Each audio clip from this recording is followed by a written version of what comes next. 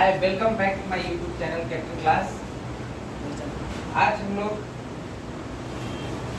कुलाइडी अवस्था का वर्गीकरण के विषय में अध्ययन करेंगे। जो क्लास क्या हुआ दिख रहा है? हेलो, अब क्या होगा ना आवाज?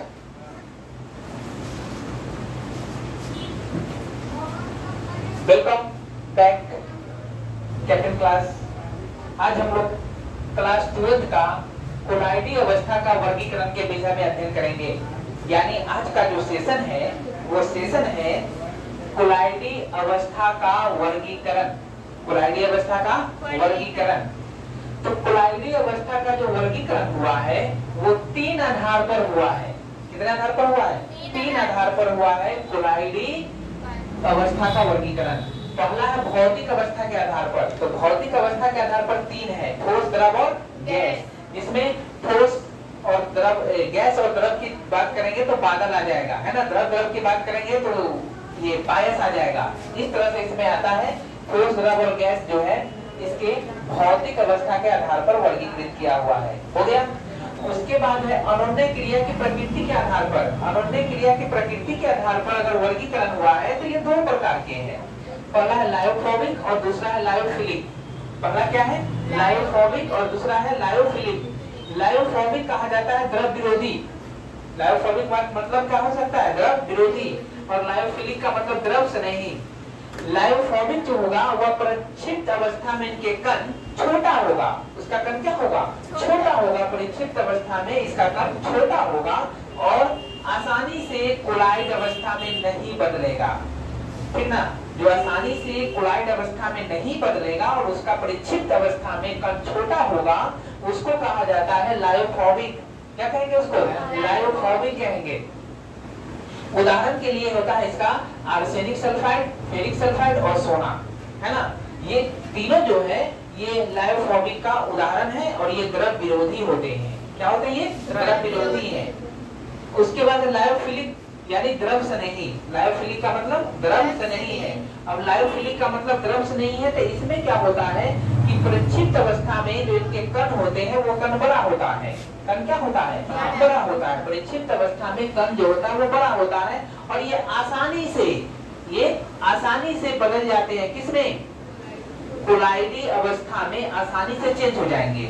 जैसे कि हो गए प्रोटीन, स्टार्च, रबर, है ना, इत्यादि। इसके उदाहरण हो गए लायोफिलिक का। इस तरह से आप इसको आसानी से याद रख सकते हैं। उसके बाद तीसरी अवस्था है वो है परिक्षिप्त कणों के प्रकार के आधार पर। परिक्षिप्त कणों के प्रकार के आधार पर जो है इसकी तीसरी अवस्था है। इसमें क्या है? बहुआण्विक कोलाइड, दूसरा हो गया बृहत आणविक कोलाइड और संयोजित कोलाइड। हो गया। 3 इसके प्रकार है विक्षेपित कणों के प्रकार के आधार पर। हो गया। अब बहुआण्विक कोलाइड किसको कहेंगे? जिसके कण छोटे छोटे अणुओं से जुड़कर बना हो, यानी छोटे छोटे कणों से जुड़कर वो बना हुआ हो, है ना, उसको कहेंगे बहुआण्विक कोलाइड। क्या कहेंगे उसको? बहुआण्विक कोलाइड। मतलब देख लीजिए जैसे लोहा अगर है तो लोहा के बड़ा सा लोहा है जिसका कण जो होगा लोहा का कण, तो हर कण पर आयन होगा, है ना। अब ये आयन एक साथ जुड़ जाएगा, पूरा आयन एक साथ जुड़ेगा, तो आयन एक साथ जुड़ेगा तो बढ़ेगा ये कोलाइड, कण बड़ा हो जाएगा ना। तो ये हो जाएगा बहुआण्विक कोलाइड। तो छोटे छोटे कणों से क्या होगा? मिलकर बना होगा। हो गया। उदाहरण के लिए इसका होगा गोल्ड, सॉल्ट, सल्फर का सॉल्ट, है ना। गोल्ड का सॉल्ट और सल्फर का सॉल्ट जो होगा वह बहुआण्विक कोलाइड हो जाएगा। ये छोटे छोटे कणों से क्या होगा? मिलकर बना होगा। अब है बहुआण्विक कोलाइड। तो बहुआण्विक कोलाइड जो होता है इसमें बड़े अणु टूटता है। इसमें क्या होता है? बड़े अणु जो होते हैं वो टूट जाता है। जैसे कि स्टार्च हो गया, सेल्यूलोज हो गया, प्रोटीन हो गया और एंजाइम हो गया, है ना। ये जो है ये टूट जाता है। हो गया। अब है संयोजित कोलाइड। संयोजित कोलाइड में होता क्या है कि ये तनु विलयन में वैद्युत अपघट्य का प्रकृति रखते हैं। अगर विलयन तनु होगा तो इसमें क्या होगा? वह वैद्युत अपघट्य की प्रकृति को रखेंगे। उदाहरण के लिए साबुन, है ना, या मिसेल्स हो गया। ये रहा। तो आप इस तरह से इसको आसानी से क्या कर सकते हैं? याद कर सकते हैं। याद करना इसका क्या हो जाएगा? आसान हो जाएगा। और ये कुलाइड अवस्था के वर्गीकरण का ये इतना ही अवस्था है। ये 3 अवस्था पर पूरा का पूरा जो है एक पेज में आप इसका पूरा वर्गीकरण सीख चुके हैं, है ना। एक ही पेज में इसका कोलाइडी अवस्था का जो पूरा वर्गीकरण है आप सीख चुके हैं, और हमें उम्मीद है कि याद करना भी बड़ा आसान होगा ये, है ना, याद करना भी बहुत आसान होगा ये। तब तक के लिए धन्यवाद। Thank you for watching chapter class.